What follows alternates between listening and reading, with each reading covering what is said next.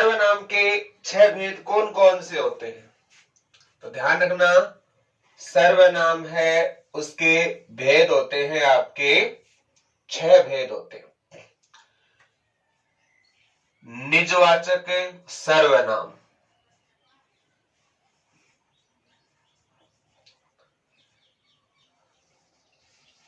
संबंधवाचक सर्वनाम, तीसरा होता है आपका पुरुषवाचक सर्वनाम, प्रश्नवाचक सर्वनाम, निश्चयवाचक सर्वनाम व अनिश्चयवाचक सर्वनाम।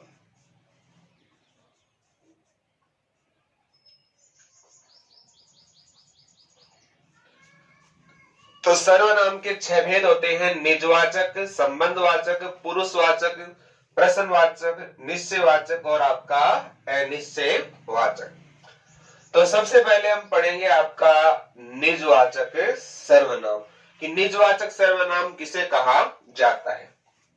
ध्यान रखना, जो आपका शब्द है निज, निज का अर्थ होता है अपना या स्वयं का।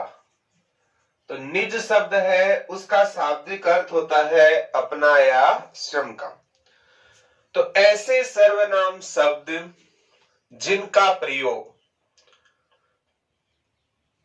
कोई कर्ता किसी कार्य को करने के दौरान खुद के लिए करता है, या ऐसा कह सकते हैं जब किसी कर्ता के द्वारा कोई कार्य खुद के लिए किया जाए, तो ऐसी स्थिति में निजवाचक सर्वनाम का प्रयोग किया जाता है। तो निजवाचक सर्वनाम क्या होता है? जिसमें कोई करता है, वो किसी कार्य को स्वयं के लिए करता है या अपने लिए करता है, तो निजवाचक सर्वनाम होता है। निजवाचक सर्वनाम की पहचान के रूप में आपको क्या क्या मिल सकता है? ध्यान रखना, निजवाचक सर्वनाम है उनके वाक्यों में आपको मिल सकता है आप, अपने आप, खुद, स्वयं, स्वतः। निजवाचक सर्वनाम के वाक्यों में आपको पहचान के रूप में आप, अपने आप, खुद, स्वयं, स्वतः आदि शब्दों का प्रयोग मिल सकता है।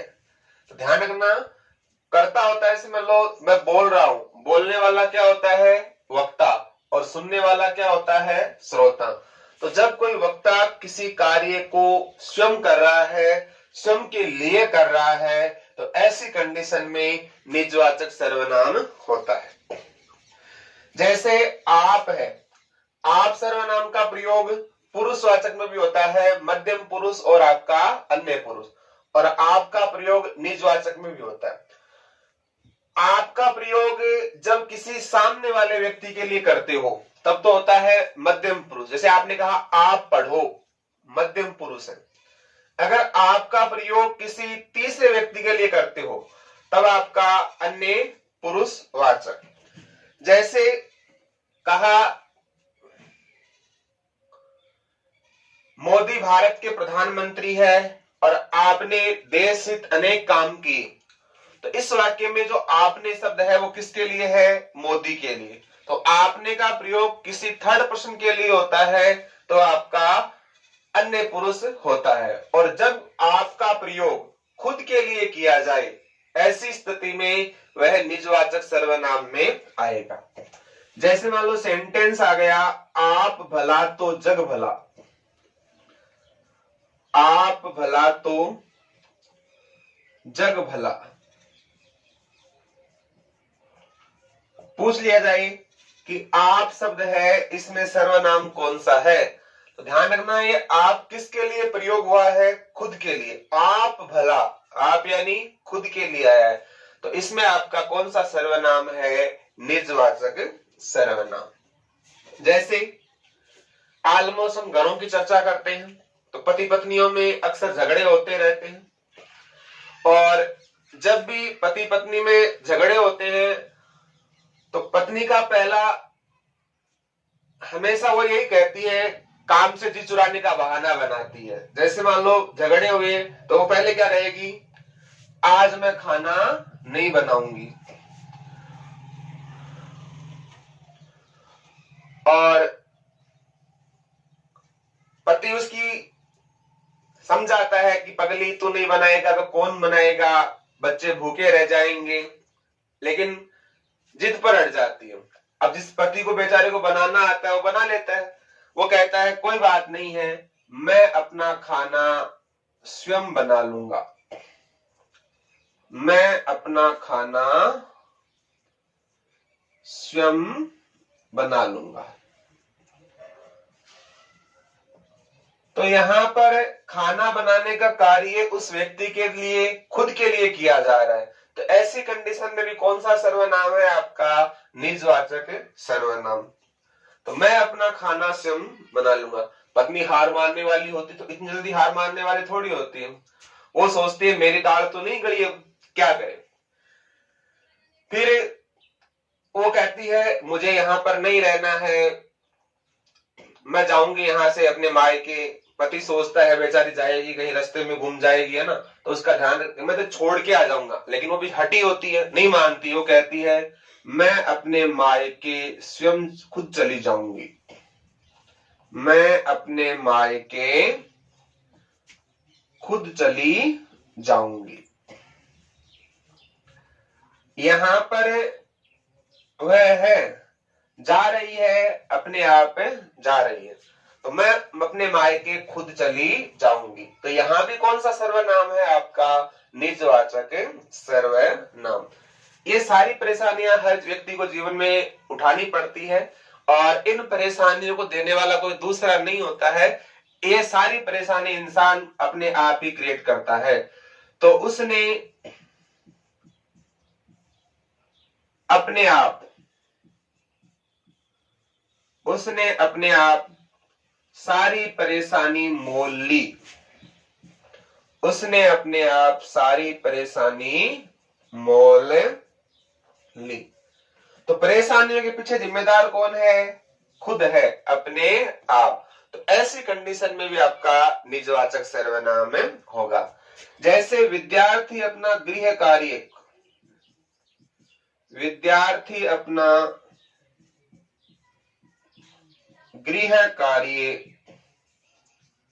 स्वयं कर रहे हैं, विद्यार्थी अपना गृह कार्य स्वयं करते हैं। तो विद्यार्थी है, स्कूल का जो काम है खुद ही कर रहे हैं। तो यहां पर भी कौन सा सर्वनाम है आपका? निजवाचक सर्वनाम है। तो आपको इतना ध्यान रखना है, जब किसी कार्य को कोई व्यक्ति खुद के लिए करे और खुद करे तो ऐसी कंडीशन में आपका निजवाचक सर्वनाम है। मैं अपने आप चला जाऊंगा तो भी क्या है आपका? निजवाचक सर्वनाम। आगे हम पढ़ते हैं सर्वनाम का दूसरा भेद कौन सा आपका? संबंधवाचक सर्वनाम। सर्वनाम का दूसरा भेद है संबंधवाचक सर्वनाम।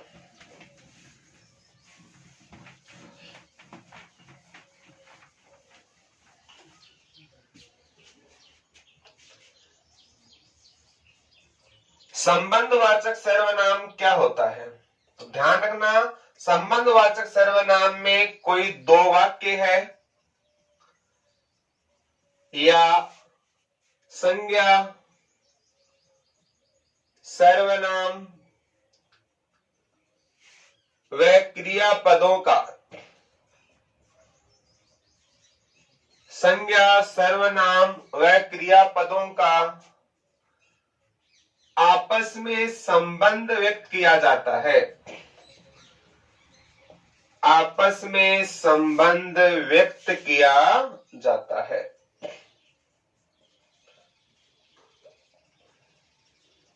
तो संबंधवाचक सर्वनाम में चाहे कोई सेंटेंस दे रखी है, क्रिया है, कोई नाउन प्रोनाउन है, संज्ञा सर्वनाम, इनका आपस में संबंध बताया जाता है।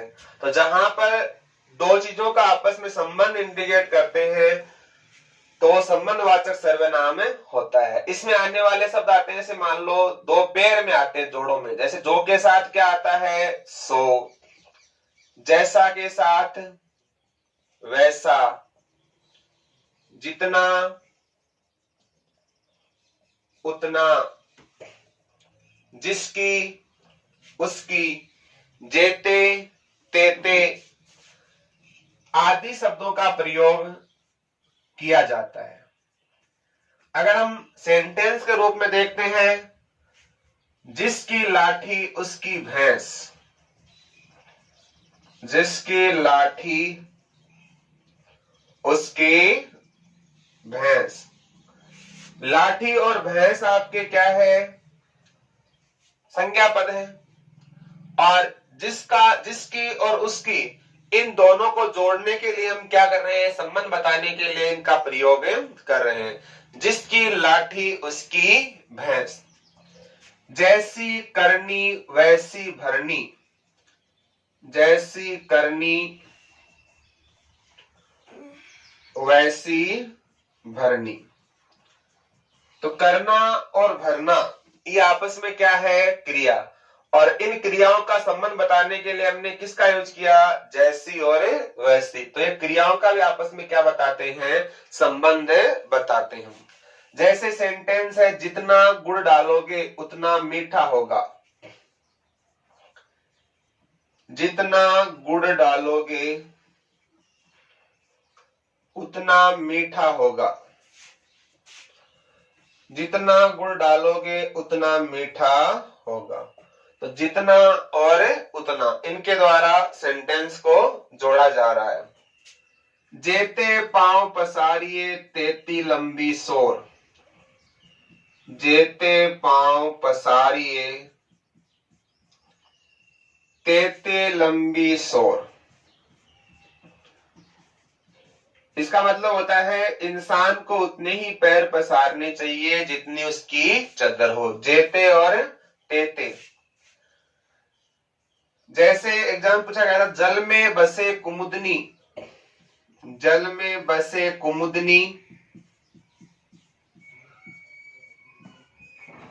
जल में बसे कुमुदनी, चंदा बसे आकाश, जल में बसे कुमुदनी चंदा बसे आकाश, जो जाही को भावता,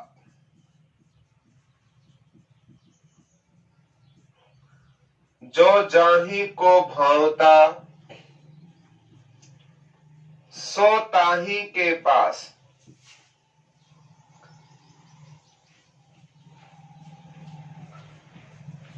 इस दोहे में दूसरी पंक्ति है, उसमें आपका संबंधवाचक सर्वनाम है। जो जाही यानी जिसको, ताही यानी उसको। जल में बसे कुमुदनी, जल में क्या रहता है, कुमुद का पुष्प रहता है, कुमुदनी। चंदा बसे आकाश, आसमान में क्या रहता है, चंद्रमा रहता है। जो जाही को भावता, जिसको जो अच्छा लगता है वो उसी के पास रहता है। तो जब आपस में संज्ञा सर्वनाम क्रिया वाक्य इनका आपस में संबंध बताया जाता है तो आपका संबंधवाचक सर्वनाम होता है। जैसी करनी वैसी भरनी, जो फिरेगा सो चरेगा। तीसरा हम पढ़ेंगे आपका प्रश्नवाचक सर्वनाम। सर्वनाम का तीसरा भेद है आपका प्रश्नवाचक सर्वनाम।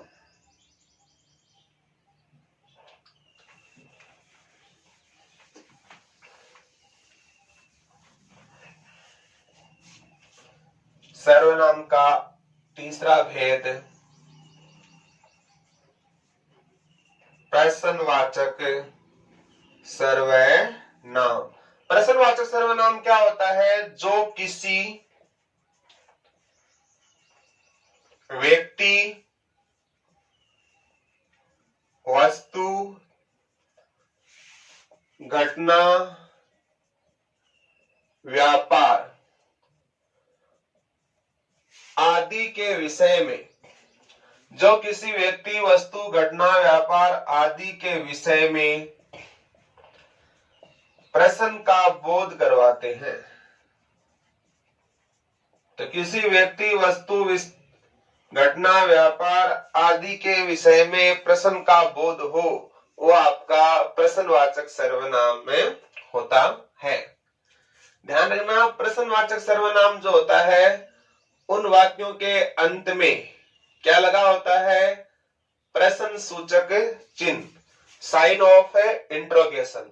तो इन वाक्यों के अंत में प्रश्न सूचक चिन्ह लगा होता है। और तीसरी बात, इन वाक्यों में प्रश्न सूचक शब्द आते हैं। प्रश्न सूचक शब्द, इनका प्रयोग किया जाता है। और प्रश्न सूचक शब्द कौन कौन से होते हैं? जैसे कौन, क्या, कब, कहां, किसे, कितने, क्यों आदि। कैसा, किसको। तो कौन, क्या, कब, कहां, किसे, कितने, क्यों, किसको आदि ऐसे शब्दों का प्रयोग वाक्य में किया जाता है। जैसे भारतीय महिलाओं का आदर्श वाक्य होता है, जब तक पति कमाने नहीं जाता है तब तक तो कहती है जाते नहीं हो, और चला जाता है तो फिर कहती है तुम कब आओगे, तुम कब आओगे। तो वह उससे पूछ रही है कि तुम कब आओगे। तो यहाँ कौन सा सर्वनाम है? इसके अंदर आपका प्रश्नवाचक सर्वनाम है। तुम कब आओगे। जैसे आप विद्यालय क्यों जाते हो? आप विद्यालय क्यों जाते हो?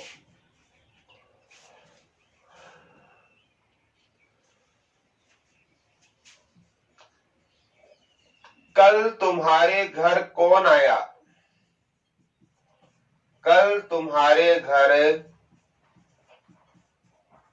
कौन आया था?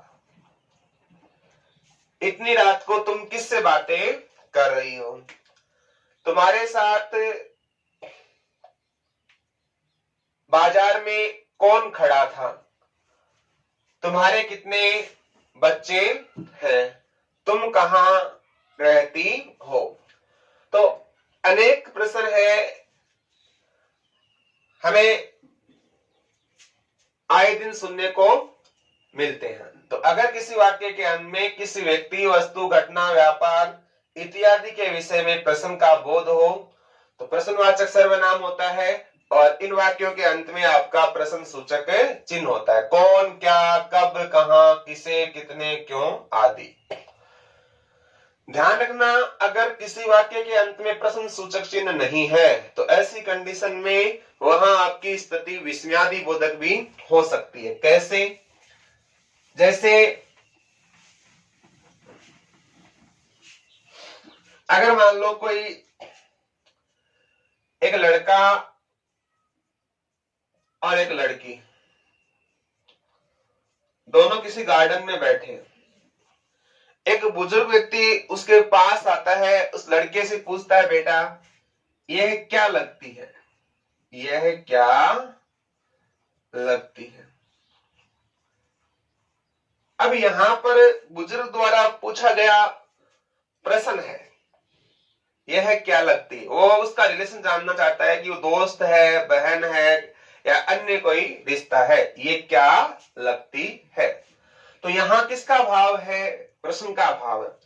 अगर मान लो कोई महिला सज धज कर तैयार होकर जाए और उसको देखकर आप कहो, मैडम जी क्या लगते हो? मैडम क्या लगती है?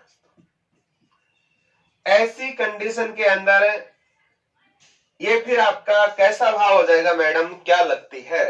तो फिर ये उसकी सुंदरता के बारे में आश्चर्य हो रहा है, तो ऐसी कंडीशन में क्या लगती है, ये प्रश्न नहीं रहेगा। तो कई बार क्या होता है, प्रश्न सूचक शब्द होने के बावजूद भी उनको प्रश्नवाचक नहीं माना जाता है। वह व्यक्ति, स्थान, समय उसके ऊपर भी डिपेंड करता है कि इसको आप किस भाव के अंदर शामिल करते हो। सर्वनाम का चौथा भेद है अनिश्चयवाचक सर्वनाम।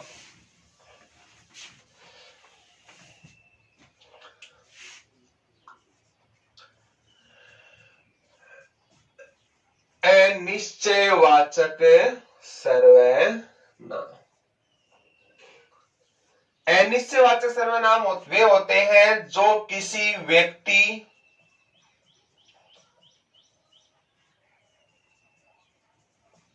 वस्तु, घटना, व्यापार, जीव, पदार्थ आदि की अनिश्चितता के बारे में बोध करवाते हैं। आदि की अनिश्चितता के बारे में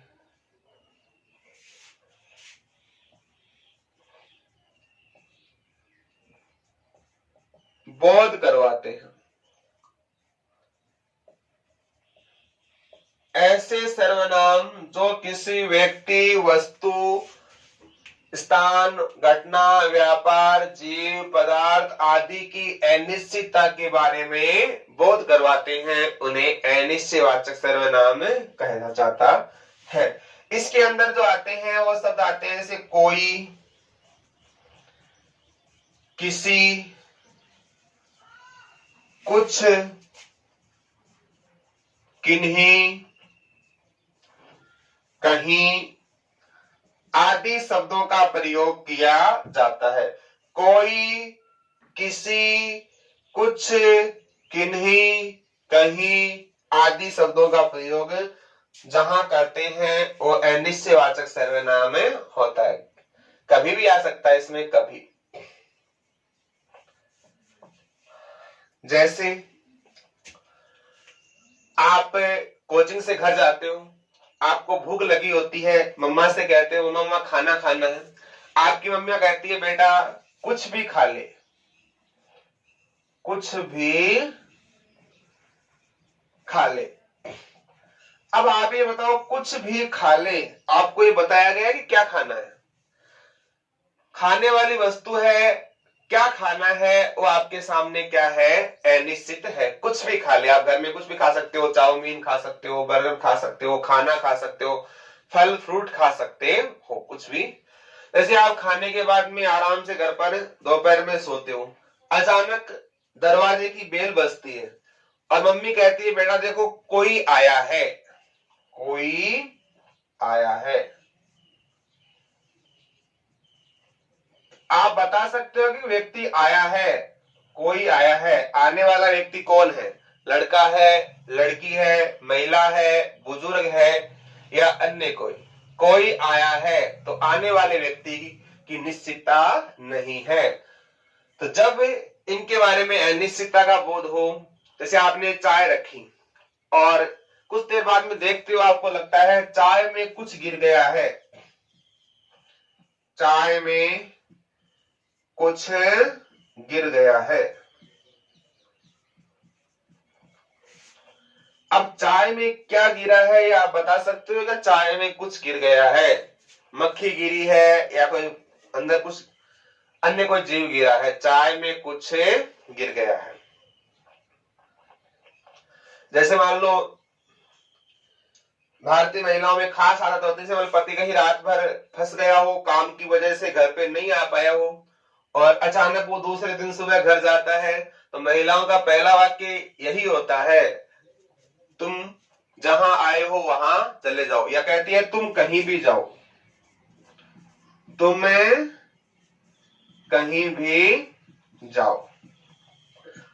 अब ये मतलब तुम कहीं भी जाओ, ये बताया गया कि कहां जाना है। या जैसे आप किसी को कोई बुला रहे हो तो आप कहते हैं तुम कभी आ सकते हो, कभी आ सकते हो। कब आना है ये आपने बताया नहीं है, तुम कभी आ सकते हो। तो ध्यान रखना, कभी शब्द किससे बनता है आपका, कब प्लस ही से बनता है। तुम कभी आ सकते हो, तो ये भी क्या है आपका अनिश्चयवाचक सर्वनाम। सर्वनाम का पांचवा भेद है आपका निश्चयवाचक सर्वनाम।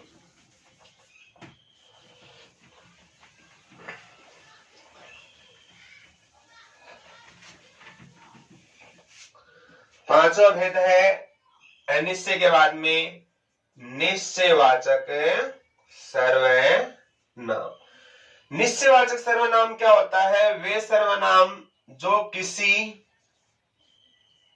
व्यक्ति, वस्तु, घटना, व्यापार, जीव, पदार्थ, स्थान आदि की निश्चितता का बोध करवाते हैं, आदि की निश्चितता का बोध करवाते हैं। तो ऐसे सर्वनाम आपके निश्चयवाचक होते हैं। तो अगर कोई सर्वनाम व्यक्ति, वस्तु, घटना, व्यापार, जीव, पदार्थ, स्थान आदि को निश्चित करते हैं, इनकी निश्चितता का बोध करवाते हैं, निश्चयवाचक सर्वनाम होते हैं। जैसे मूलतः आते हैं आपके दो, एक तो यह है और दूसरा आता है वह।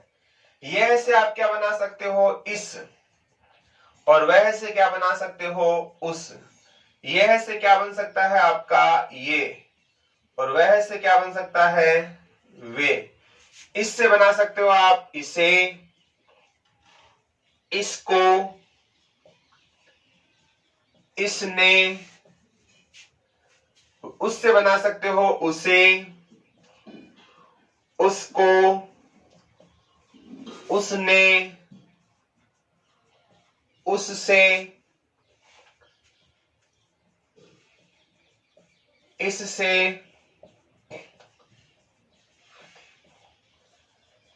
तो मूलतः तो इसमें होते हैं यह और वह। इंग्लिश में यह का होता है दिस और वह का होता है आपका दैट। तो इन यह और वह से बनने वाले जितने भी सर्वनाम है वो सारे आपके निश्चयवाचक में आते हैं। ध्यान रखना, यह है वो किसका बोध कराता है, आपका निकटता का बोध करवाता है, और वह किसका बोध कराता है, आपका दूरी का बोध कराता है। तो यह है और इससे बनने वाले सारे सर्वनाम कैसे हैं, निकटवर्ती। वह है और उससे बनने वाले सारे सर्वनाम क्या है, आपके दूरवर्ती सर्वनाम है। जैसे वह आपकी घड़ी है, वह आपकी घड़ी है।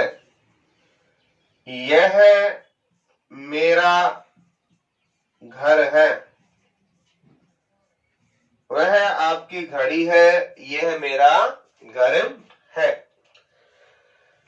अब बताओ, यह और वह किसके रूप में आ रहा है, निश्चयवाचक सर्वनाम के रूप में आ रहा है।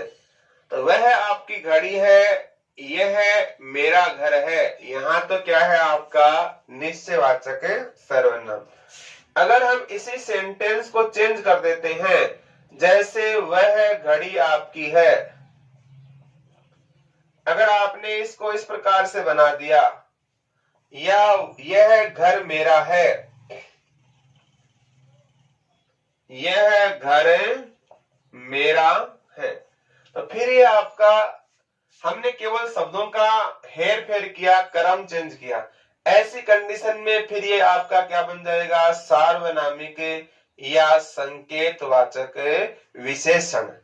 क्योंकि अगर किसी सर्वनाम के बाद में क्या दे रखा हो, आपका संज्ञा दे रखी हो, वह है आपका सर्वनाम, यह है आपका सर्वनाम, घड़ी और घर क्या है? संज्ञा।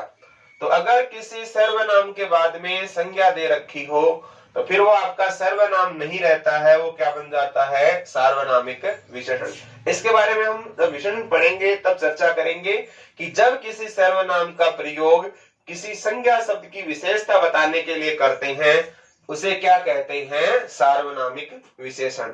इसमें इतना ही ध्यान रखना है कि पहले आपका क्या होता है? सर्वनाम, और उसके बाद में क्या होता है आपका? संज्ञा। तो सर्वनाम प्लस संज्ञा इक्वल टू आपका होता है सार्वनामिक विशेषण।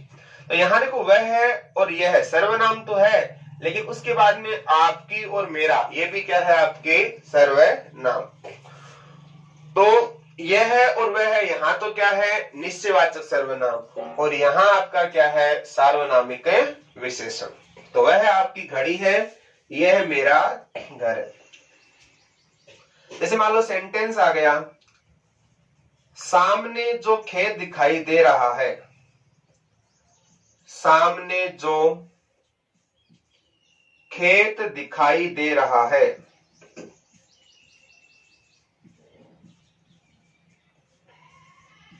वह मेरा है। सामने जो खेत दिखाई दे रहा है वह मेरा है। इस वाक्य में क्या है? देखो, सामने जो खेत दिखाई दे रहा है वह मेरा है, यहाँ वह क्या है? सर्वनाम। इसके बाद में मेरा भी क्या आ रहा है? सर्वनाम। जैसे यह है मेरा, वह है मेरा, तो यहाँ आपका क्या है? निश्चयवाचक है, सर्वनाम। एक बार आया था, वे जो बैठी हैं अध्यापिकाएं हैं, वे जो बैठी हैं, वे जो बैठी हैं अध्यापिकाएं हैं, वे जो बैठी हैं अध्यापिकाएं हैं। इस वाक्य में भी क्या है बताओ आप? वे सर्वनाम है और जो भी क्या है आपका? सर्वनाम। तो यहाँ पर निश्चयवाचक सर्वनाम में ऑलमोस्ट तो स्थिति होती है सर्वनाम प्लस सर्वनाम की होती है, और सार्वनामिक विशेषण में क्या होता है? सर्वनाम के बाद में क्या आती है? आपकी संज्ञा आती है। देखो, कई जगह क्या होता है, बच्चे कोचिंग संस्थान में बच्चों को पूछने का अधिकार नहीं होता है, तो ऐसी संस्थान में क्या करते हैं, जो बच्चे होते हैं प्रश्न पूछते हैं अध्यापक से, तो एक स्लिप बनाकर भेजते हैं, और अध्यापक उसका बाद में, वो कारण ये है कि बड़ी कक्षा होती है, वहां पर डायरेक्टली अगर हर बच्चा प्रश्न पूछने लग जाए तो क्लास में डिस्टरबेंस होता है, इसलिए बच्चे को कुछ पूछना होता है तो पर्ची के माध्यम से पूछा जाता है। तो ऐसे ही एक बार मैं पढ़ा रहा था और वहां पर सिस्टम यही था पढ़ाने का, पूछने का बच्चों के। तो एक बच्चे ने एक पर्ची में भेजा और पर्ची में लिखा हुआ था, सर जिस लड़की को आप देख रहे हो वह मेरी बहन है। अब जो ही मैंने वो पर्ची पढ़ी, एक बार तो मेरे हाथ पैर फूल गए, माथे से पसीना आ गया, पसीना पूछा, मैंने सोचा आज तो बड़ी गड़बड़ हो गई। ये अध्यापक होता है, वो सभी को समान दृष्टि से देखता है, और फिर सोच में पड़ गया मैं। फिर धीरे धीरे उस पन्ने को ऐसे पलटने लगा, ऐसे कर रहा था, अचानक पीछे कुछ लिखा हुआ दिखाई दिया कि सर इसमें सर्वनाम है या सार्वनामिक विशेषण है। तो आप बताना इसमें क्या है। जिस सेंटेंस है, जिस लड़की को आप देख रहे हो, जिस लड़की को आप देख रहे हो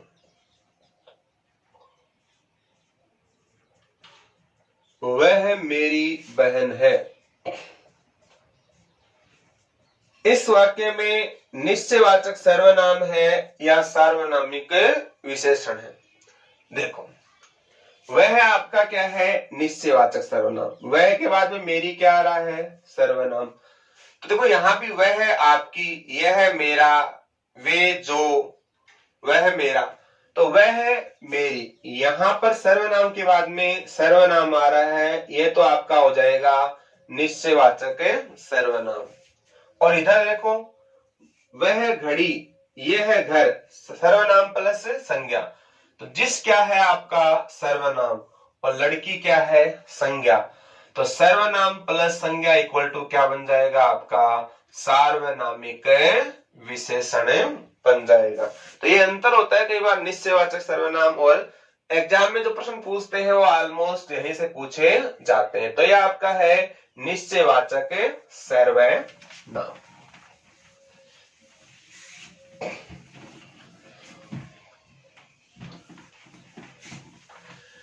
सर्वनाम का अंतिम भेद है आपका पुरुषवाचक सर्वनाम।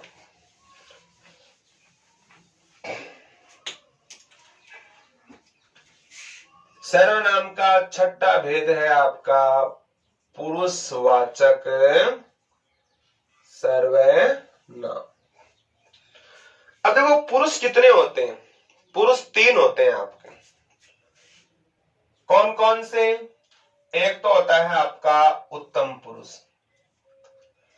दूसरा होता है आपका मध्यम पुरुष, और तीसरा होता है आपका अन्य पुरुष। पुरुष आपके 3 होते हैं, उत्तम पुरुष, मध्यम पुरुष, या अन्य पुरुष।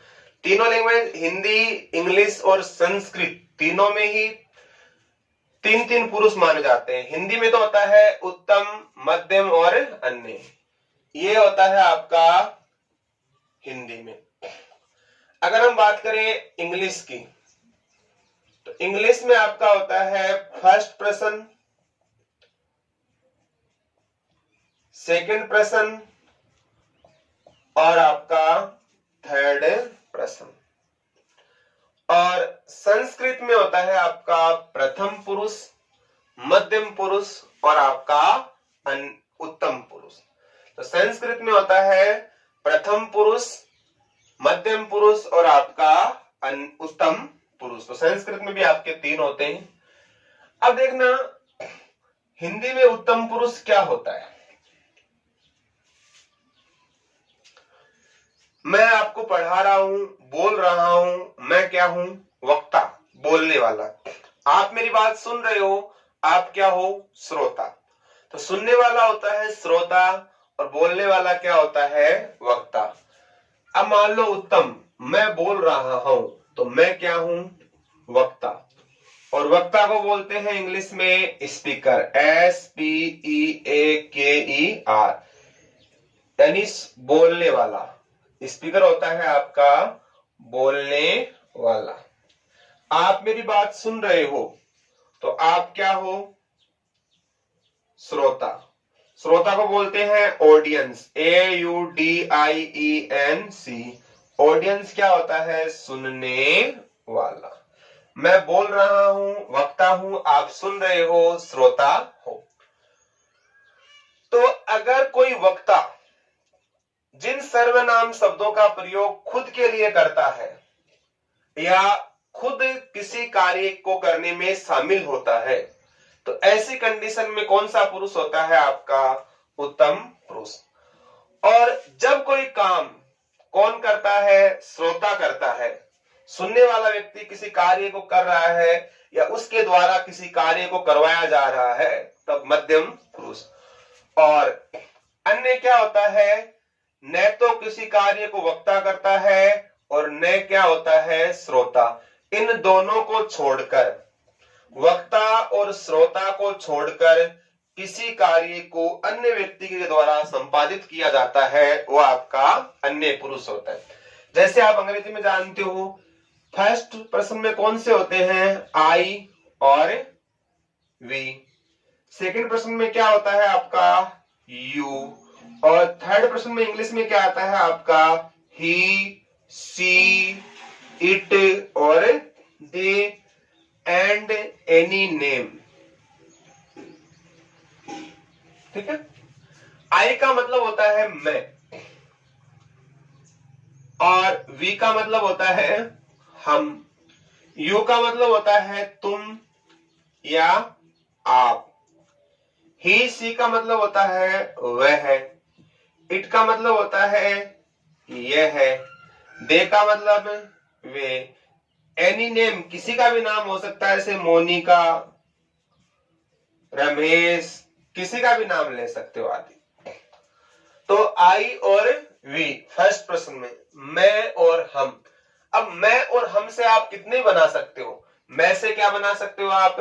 जैसे मैं से बना सकते हो मेरा, मैं से बना सकते हो मुझे, मैं से बना सकते हो मुझको, मैं से बना सकते हो मुझसे, मुझ में, मुझ पर। हम से बना सकते हो आप हमें, हमारा, हमको, हमसे, हमारे लिए बना सकते हो। तुम और आपसे क्या बना सकते हो? तुम से बना सकते हो आप तुम्हारा, तुमको, तुमसे, तुम पर। आपसे बना सकते हो आप का, आपसे, आपके लिए, आपको। यह है, वह है, वह से बन जाएगा वे, उस, उसे। यह से बन जाएगा इस, इसे, आदि। तो जब किसी सर्वनाम का प्रयोग खुद के लिए होता है या खुद किसी काम को करता है, ऐसी कंडीशन में कौन सा होता है? आपका उत्तम पुरुष होता है। जैसे मैं आपसे सेंटेंस लिखूं, मैं पढ़ा रहा हूं, तो पढ़ाने का काम कौन कर रहा है? मैं कर रहा हूं। तो कौन सा पुरुष है आपका? उत्तम पुरुष। या मैं कहूं आपसे मुझसे चला नहीं जाता, मुझसे चला नहीं जाता, तो चलने का काम कौन नहीं कर सकता? मैं नहीं कर सकता। हमें चुप रहना है, हमें चुप रहना है, इसका मतलब आप और मैं दोनों इसमें क्या है? कंबाइंड है, एक साथ है। इसका मतलब इस कार्य में मैं खुद शामिल हूं, हमें चुप रहना है। तो जब किसी कार्य को या तो खुद करे या उसमें शामिल हो, हम, मैं, ये किस में आते हैं? आपके उत्तम पुरुष में। और जब कोई कार्य केवल सामने वाले व्यक्ति के लिए कहा जाए तो आपका कौन सा होता है? मध्यम पुरुष। जैसे मैं आपसे कहता हूं तुम पढ़ो, कौन सा पुरुष है? मध्यम पुरुष। आप खाना खा लो, कौन सा पुरुष है? मध्यम पुरुष। तो जब सामने वाले व्यक्ति के लिए बात करते हैं तो कौन सा होता है? मध्यम पुरुष। और जब न तो खुद के बारे में करते हैं न श्रोता के बारे में करते हैं, दोनों को छोड़कर किसी तीसरे के लिए बात की जाती है, वो आपका होता है अन्य पुरुष। जैसे कोई सेंटेंस लिखा मैंने, उसने खाना खा लिया, उसने खाना खा लिया। अब देखो, खाना न तो मैंने खाया है न आपने खाया है। खाने वाला व्यक्ति कौन है?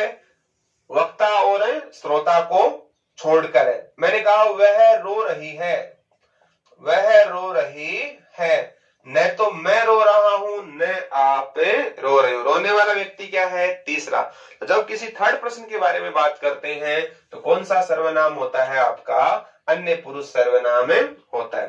तो ये सामान्य जानकारी है आपके सर्वनाम के बारे में। फिर मिलते हैं, आज के लिए इतना ही। इसी के साथ आपका ये सर्वनाम कंप्लीट होता है। जय हिंद, जय भारत।